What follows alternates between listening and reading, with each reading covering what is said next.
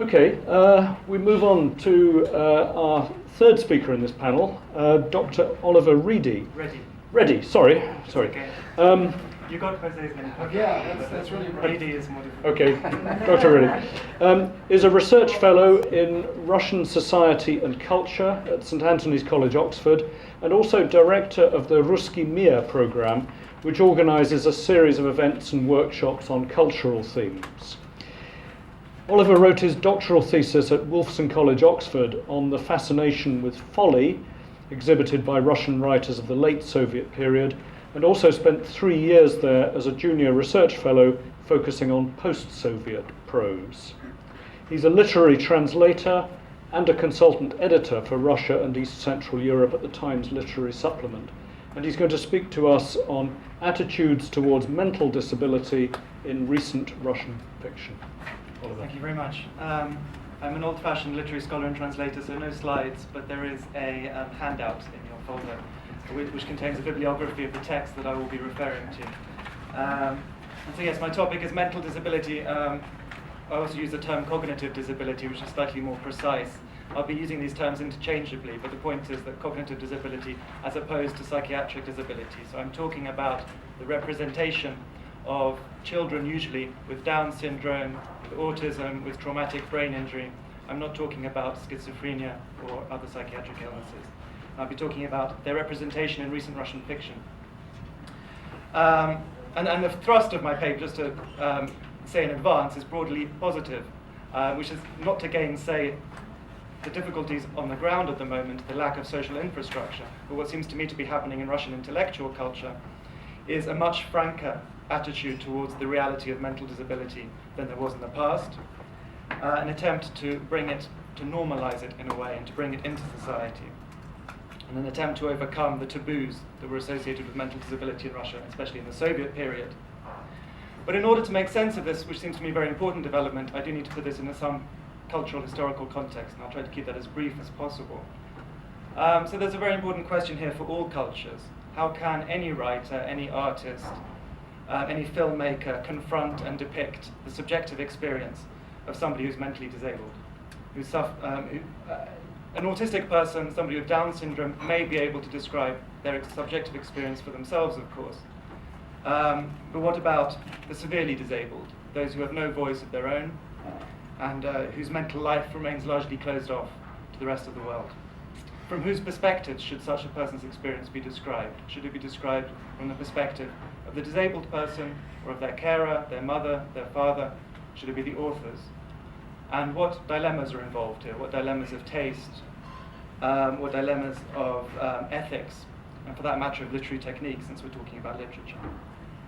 And I think that literature across the world for a long time has tended to avoid such questions. Anybody who's seen a play by Shakespeare knows that the fool is not a fool. The fool is very witty, the fool is very clever. And this is an incredibly rich cosmopolitan tradition in Erasmus and Cervantes and Rabelais, the clever fool. And it's only coming closer to the present day, especially with modernism, that writers try to inhabit the world of the mentally disabled. And we think of William Faulkner's Sound and the Fury, for example, one of the earliest examples. And coming very much closer to the present day, there is now finally a real interest in the experience of autism, the experience of mental disability, and writers like Mark Haddon's Curious Incident, The Dog in the Nighttime, Julian Barnes' recent Booker winner, Sense of an Ending, and very, very good books from the point of view of the carer. Anybody who's read, for example, Charlotte Moore's book, George and Sam, about her two autistic children. What about Russia? Well, in Russia, there hasn't been the Western fool in the same sense, but there's been two incredibly important cultural archetypes which are still alive today, which is why I mentioned them. Unfortunately, Jose has already talked about one of them, the Holy Fool, so I didn't need to go into that. The other one is Ivan the Fool from folklore, Ivan Durak. I can't talk about these at length, but I think it's important to know that both of them are blessed in different ways. Ivan Durak, Ivan the Fool, is blessed because he's lucky. He gets the princess, he gets the money, it sort of falls into his lap, he doesn't need to do anything. And the Holy Fool is blessed in the intimacy of his relation with God, but he's also cursed, as Jose said. But in both cases, what's important to me here is that neither of these types are quick-witted. They're not like the Renaissance fool. You can feel their slowness. And so in Russia, I think the metaphor of folly has always been much closer to the actual reality of mental disability. I think that's an important thing to bear in mind. But these archetypes were complicated in Russian intellectual history, especially in the 19th century under the influence of Romanticism. And Russian intellectuals began to identify themselves with fools. Very strange thing. And they did so against the West, largely, against what they perceived as the West's excessive rationalism. So the West is rationalist, we in Russia are foolish, but what they actually meant by that, we are foolish in a wise sense. We have a more integral notion of wisdom, which is not just about the small faculty of reason, but about our entire subjective experience, human experience. And in the Soviet period, this process intensified. The Soviet project was seen by anti-Soviet writers as ultimately rationalist, as imported from the West, as an extension of the Enlightenment. And in the context of a Soviet state that presented itself and its doctrines as utterly rational, where everything could be planned, everything could be calculated, writers and artists who were unsympathetic to this regime portrayed themselves as non-rational, as fools, as holy fools, etc. And of course, this was further intensified by the notorious psychiatric abuse and the confinement of dissidents on non-psychiatric but purely political grounds in the late Soviet period. And so to be seen as mad or foolish became a badge of honor among nonconformist writers. And this led to some extremely influential literary works which are still read today, which still have a lot of cultural currency. So for example, Benedikt Yerofiev's Moskva Petrushki, translated as Moscow Stations. Even more germane to this theme, Sasha Sokolov's novel Shkola для Durakov, A School for Fools, set in a special school from the point of view of a supposedly schizophrenic boy, although I think his condition is actually closer to what we would call multiple personality disorder. But in any case, this was more of a metaphor. This boy was a metaphor for the intellectual, who is apart from the mainstream. But something changes towards the end of the Soviet period, which brings us much closer to the present day, a turning point. And I think that this self-identification, which I've talked about, of intellectuals with folly, starts being criticized, starts being deconstructed by intellectuals themselves. And instead, the reality of mental disability comes to the fore. A key example here is Viktor Yerofiev's story, Жизнь с идиотом, Life with an Idiot, which appeared in the 1990s and became a film and an opera, has had a lot of cultural impact.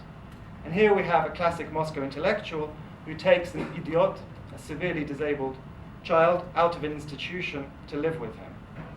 And so he sort of takes a symbol of folly, it makes from the symbol a reality. The metaphor of folly is literalized. Here is an actually mentally disabled person. What is it like to live with one, especially if you're an intellectual? These intellectuals who've so often identified with this metaphor. And what happens in this story is the idiot, so-called, wreaks havoc in the intellectual's flat. There's violence and there's rape. And the questions that this very provocative story posed was what was the meaning of this ancient love affair between Russian intellectuals and fools? Is it just something nihilistic? Is it just an attempt to abandon reason for the sake of violence? Is it just revolution for the sake of revolution? But above all, I think Yerofiev's story poses the question, how realistic is the Christian doctrine of love, which has informed all of Russian literature? And it's interesting that in English we translate Christ's commandment as love your neighbor as yourself. We don't really see our neighbors anymore. This has much less influence. In Russian it's translated as love the person who is close to you as yourself. Love the person who's on this side of the fence. And in fiction of the last 2 decades, these ближние люди, people who is close to you, in Russian fiction, is increasingly the disabled. The disabled person as a test of love. Can we love our disabled brother, son, daughter as ourselves? Yerofeev would say no, that we can't. But I think less cynical recent writers say that we should and we must. So finally, in the last 10 to 15 years, Russian writers have been facing the reality of cognitive disability and the ethical challenges it poses. And we see a surge of stories and novels, and they're in the handout, about caring in particular, the experience of mothering, fathering.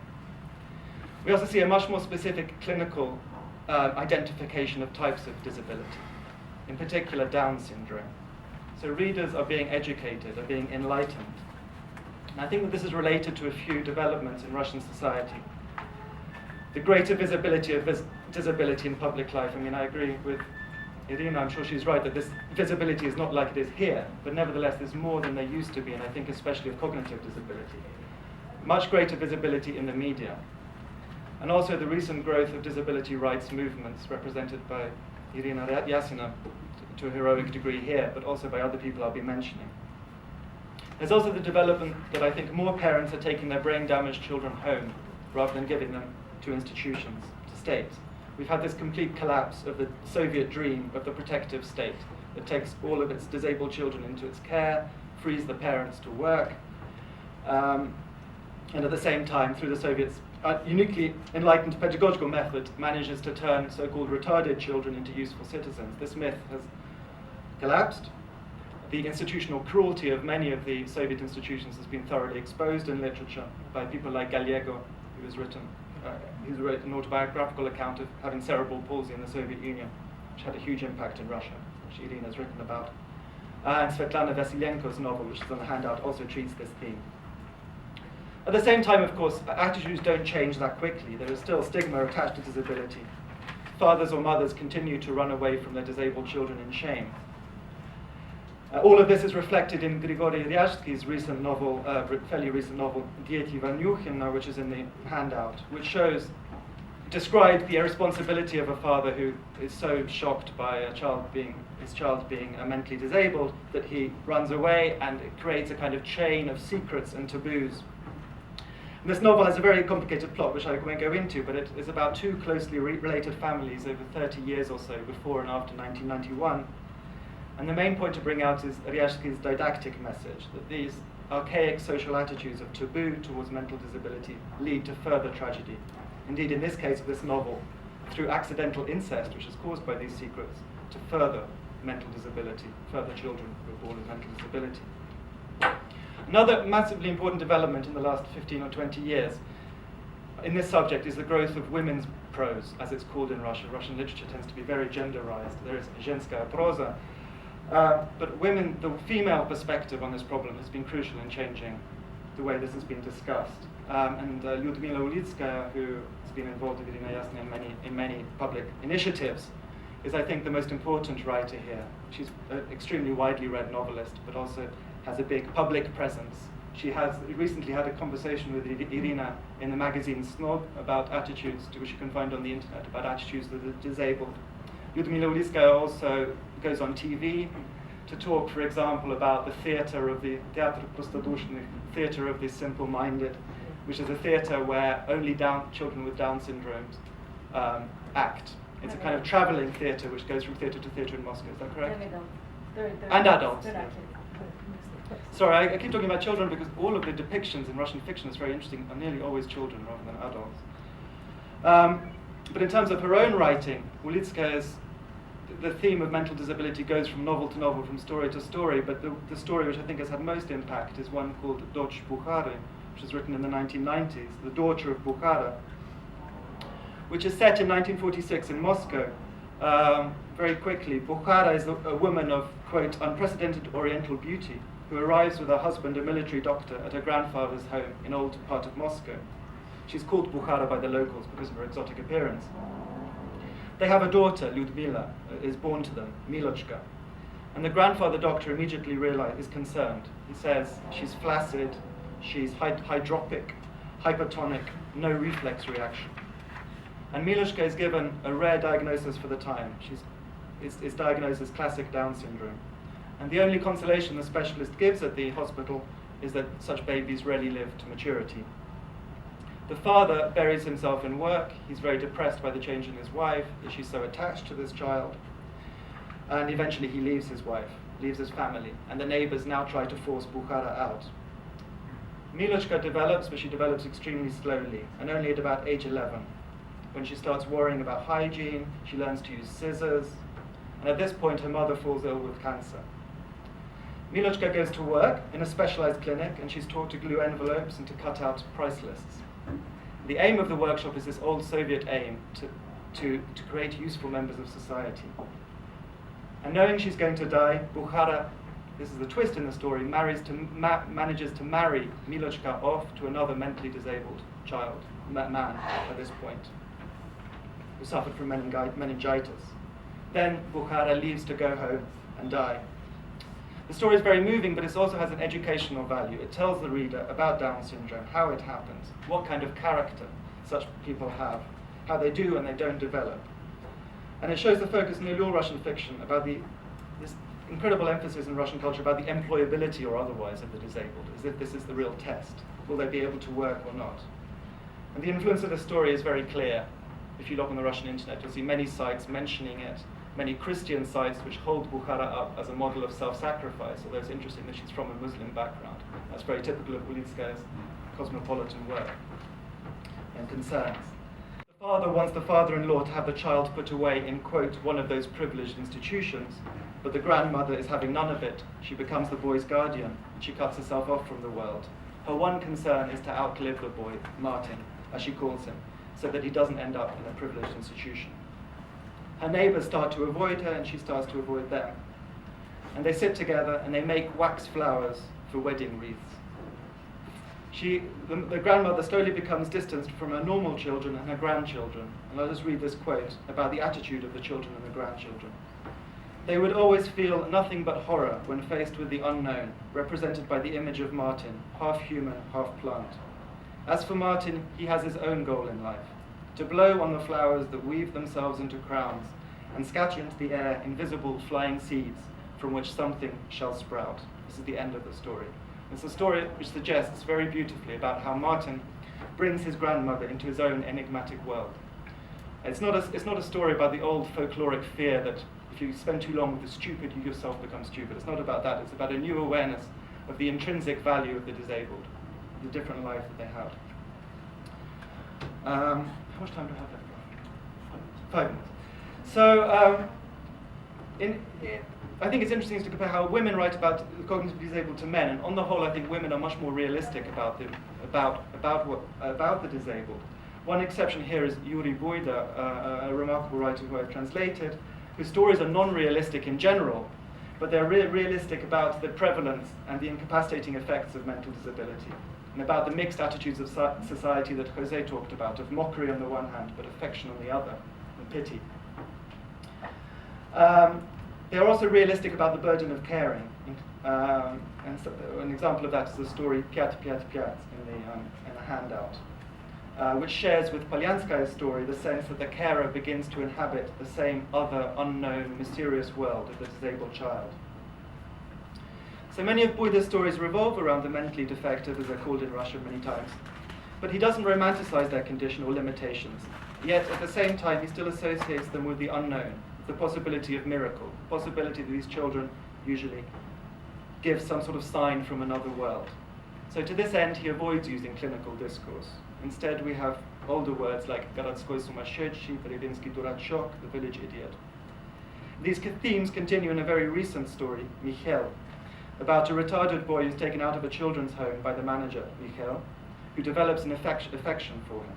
So we have a replaying of the situation of Yerafeyev's story, Life with an Idiot, but in a much less cynical key. The boy commits a murder after intense sexual provocation, but Mikhail, the manager, will do anything to care for this boy, and he confesses to the murder himself.